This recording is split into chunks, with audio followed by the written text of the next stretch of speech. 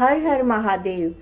हमारी ये जो विशेष सीरीज है जिसमें हम द्वादश ज्योतिर्लिंग से संबंधित उनके प्राकट्य और उससे जुड़ी हुई जो कथाएं उसकी महिमा का आप श्रवण करते हैं। पिछले जो वीडियो थी उसमें आपने मल्लिका अर्जुन और महाकाल ज्योतिर्लिंग के प्रादुर्भाव की कथा का श्रवण किया था और आज भी हम महाकाल ज्योतिर्लिंग जो उज्जैन में स्थित है उसके महात्म के प्रसंग में शिव भक्त राजा चंद्रसेन और एक गोप बालक श्रीकर की कथा का आप इसमें श्रवण करेंगे। सूत जी कहते हैं, ब्राह्मणों, भक्तों की रक्षा करने वाले महाकाल नामक ज्योतिर्लिंग का महात्म भक्ति भाव को बढ़ाने वाला है, उसे आदर पूर्वक सुनो। उज्जैनी में चंद्रसेन नामक एक महान राजा थे जो संपूर्ण शास्त्रों के तत्व शिव भक्त और जितेंद्रिय थे। शिव के पार्षदों में प्रधान और सर्वलोक वंदित मणिभद्र जी राजा चंद्रसेन के सखा हो गए थे। एक समय उन्होंने राजा पर प्रसन्न होकर उन्हें चिंतामणि नामक महामणि प्रदान की जो कौस्तुभ मणि और सूर्य के समान देदीप्यमान थी। वह देखने और सुनने में और ध्यान करने पर भी मनुष्यों के निश्चय ही मंगल प्रदान करने वाली थी। भगवान शिव के आश्रित रहने वाले राजा चंद्रसेन उस चिंतामणि को कंठ में धारण करके जब सिंहासन पर बैठते थे तो देवताओं में सूर्य नारायण की भांति उनकी शोभा होती थी। नृपश्रेष्ठ चंद्रसेन के कंठ में चिंतामणि शोभा देती है। ऐसा सुनकर समस्त राजाओं के मन में उस मणि के प्रति लोभ की मात्रा बढ़ गई और वे क्षुब्ध रहने लगे। तदंतर वे सब राजा चतुरंगिणी सेना के साथ आकर युद्ध में चंद्रसेन को जीतने के लिए उद्यत हो गए। वे सब परस्पर मिल गए और उसके साथ बहुत से सैनिक थे। उन्होंने आपस में संकेत और सलाह करके आक्रमण किया और उज्जैनी के चारों द्वारों को घेर लिया। अपनी पुरी को संपूर्ण राजाओं के द्वारा घिरा हुआ देखकर राजा चंद्रसेन उन्हीं भगवान महाकालेश्वर की शरण में गए और मन को संदेह रहित करके दृढ़ निश्चय के साथ उपवास पूर्वक दिन रात अनन्य भाव से महाकाल की आराधना करने लगे। उन्हीं दिनों उस श्रेष्ठ नगर में कोई ग्वालिन रहती थी जिसके एकमात्र पुत्र था। वो विधवा थी और उज्जैनी में बहुत दिनों से रहती थी। वह 5 वर्ष के बालक को लिए महाकाल के मंदिर में गई। उसने राजा चंद्रसेन द्वारा की हुई महाकाल की पूजा का आदर पूर्वक दर्शन किया। राजा के शिव पूजन का वह आश्चर्यमय उत्सव देखकर उसने भगवान को प्रणाम किया और फिर वह अपने निवास स्थान लौट आई। ग्वालिन के उस बालक ने भी वो सारी पूजा देखी थी।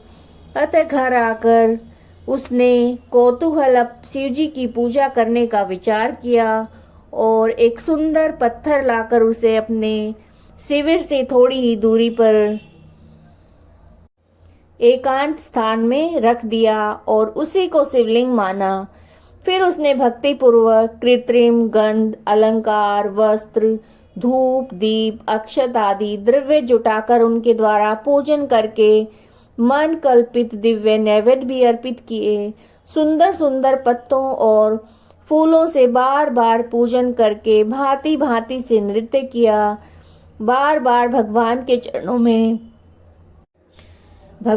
चरणों में मस्तक झुकाया। इसी समय ग्वालिन ने भगवान शिव में आसक्तित हुए अपने पुत्र को बड़े प्यार से भोजन के लिए बुलाया, परंतु उसका मन तो भगवान शिव की पूजा में लगा था। अतः जब बार बार बुलाने पर भी बालक को भोजन करने की इच्छा नहीं हुई, तब उसकी माँ स्वयं उसके पास गई और शिव के आगे आंख बंद करके ध्यान लगाए बैठा देखकर उसका हाथ पकड़कर खींचने लगी। इतने पर भी जब वो ना उठा तो उसने क्रोध में आकर उसे खूब पीटा। खींचने और मार पीटने पर भी जब उसका पुत्र नहीं आया तब उसने वो शिवलिंग उठाकर दूर फेंक दिया। उस पर चढ़ाई हुई सारी पूजा सामग्री नष्ट कर दी। ये देखकर बालक हाय हाय करके रो उठा और रोष से भरी हुई ग्वालिन अपने बेटे को डांट फटकार कर पुनः घर चली गई। भगवान शिव की पूजा को माता द्वारा नष्ट की गई देखकर बालक देव देव महादेव की पुकार करते हुए सहसा मूर्छित होकर गिर पड़ा। उसके नेत्रों से आंसुओं की धारा प्रवाहित होने लगी। 2 घड़ी बाद जब उसे चेत हुआ तब उसने आंखें खोली। आंख खुलने पर उस शिशु ने देखा कि वहां पर वहीं शिविर भगवान शिव के अनुग्रह से तत्काल महाकाल का सुंदर मंदिर बन गया है। मणियों के चमकीले खंभे उसकी शोभा बढ़ा रहे थे और वहां की भूमि स्फटिक मणि से जड़ दी गई। तपाए हुए सोने के बहुत से विचित्र कलश उस शिवालय को सुशोभित करते थे। उसके विशाल द्वार, कपाट और प्रधान द्वार स्वर्ण में दिखाई देते थे। वहां बहुमूल्य नीलमणि तथा हीरे के बने हुए चबूतरे शोभा दे रहे थे। उस शिवालय के मध्य भाग में दया निधान शंकर का रत्नमय लिंग प्रतिष्ठित था। ग्वालिन के उस पुत्र ने देखा कि उस शिवलिंग पर उसकी अपनी चढ़ाई हुई पूजन सामग्री सुसज्जित है। ये सब देखकर बालक सहसा उठकर खड़ा हो गया और मन ही मन उसे बड़ा आश्चर्य हुआ और वो परम आनंद के समुद्र में निमग्न सा हो गया। तदंतर भगवान शिव की स्तुति करके उसने बार बार उनके चरणों में मस्तक झुकाया और सूर्यास्त होने के पश्चात वो गोप बालक शिवालय से बाहर निकला। बाहर आकर उसने अपने शिविर को देखा। वो इंद्र भवन के समान शोभा पा रहा था। वहां सब कुछ तत्काल स्वर्ण में होकर विचित्र और परम उज्जवल वैभव से प्रकाशित होने लगा। फिर वह उस भवन के भीतर गया जो सब प्रकार की शोभाओं से संपन्न था। उस भवन में सर्वत्र मणि, रत्न और स्वर्ण जड़े गए थे। प्रदोष काल में सा आनंद भीतर प्रवेश करके बालक ने देखा कि उसकी माँ दिव्य लक्षणों से लक्षित होकर एक सुंदर पलंग पर सो रही है। रत्न में अलंकारों से उसके सभी अंग उद्दीप्त हो रहे हैं और साक्षात देवांगना के समान दिखाई देती है। मुख से विहल हुए उस बालक ने अपनी माता को बड़े वेग से उठाया। वह भगवान शिव की कृपा पात्र हो चुकी थी। ग्वालिन ने उठकर देखा, सब कुछ अपूर्व सा हो गया था। उसने महान आनंद में निमग्न होकर अपने बेटे को छाती से लगा लिया और पुत्र के मुख से गिरिजापति के कृपा प्रसाद का वो सारा वृतांत सुनकर ग्वालिन ने राजा को सूचना दी, जो निरंतर भगवान शिव के भजन में लगे रहते थे। राजा अपना नियम पूरा करके रात में सहसा वहां आए और ग्वालिन के पुत्र का प्रभाव जो शंकर जी को संतुष्ट करने वाला था देखा। मंत्रियों, पुरोहितों सहित राजा चंद्रसेन वह सब कुछ देखकर परम आनंद के समुद्र में डूब गए और नेत्रों से प्रेम के आंसू बहाते तथा प्रसन्नता पूर्वक शिव के नाम का कीर्तन करते हुए उन्होंने उस बालक को हृदय से लगा लिया। ब्राह्मणों, उस समय वहां बड़ा भारी उत्सव होने लगा। सब लोग आनंद विभोर होकर महेश्वर के नाम का यश कीर्तन करने लगे। इस प्रकार शिव का ये अद्भुत महात्म देखने से पूर्ववासियों को बड़ा हर्ष हुआ। इसी की चर्चा वे सारी रात एक क्षण के समान व्यतीत हो गई। युद्ध के लिए नगर को चारों ओर से घेर कर खड़े हुए राजाओं ने भी प्रातःकाल अपने गुप्तचरों के मुख से वो सारा अद्भुत चरित्र सुना। उसे सुनकर सब आश्चर्य से चकित हो गए और वहां आए हुए सब नरेश एकत्र होकर आपस में इस प्रकार बोले, ये राजा चंद्रसेन बड़े भारी शिव भक्त हैं, अतः इन पर विजय पाना कठिन है। ये सर्वथा निर्भय होकर महाकाल की नगरी उज्जैनी का पालन करते हैं, जिसकी पुरी के बालक भी ऐसे शिव भक्त हैं। वे राजा चंद्रसेन तो महान शिव भक्त हैं ही। इनके साथ विरोध करने से निश्चय ही भगवान शिव क्रोध करेंगे और उनके क्रोध से हम सब नष्ट हो जाएंगे। अतः इन नरेश के साथ हमें मेल मिलाप कर लेना चाहिए। ऐसा होने पर महेश्वर हम पर भी बड़ी कृपा करेंगे। सूत जी कहते हैं, ब्राह्मणों, ऐसा निश्चय करके शुद्ध हृदय वाले उन सब भूपालों ने हथियार डाल दिए और उनके मन से वैर भाव निकल गया।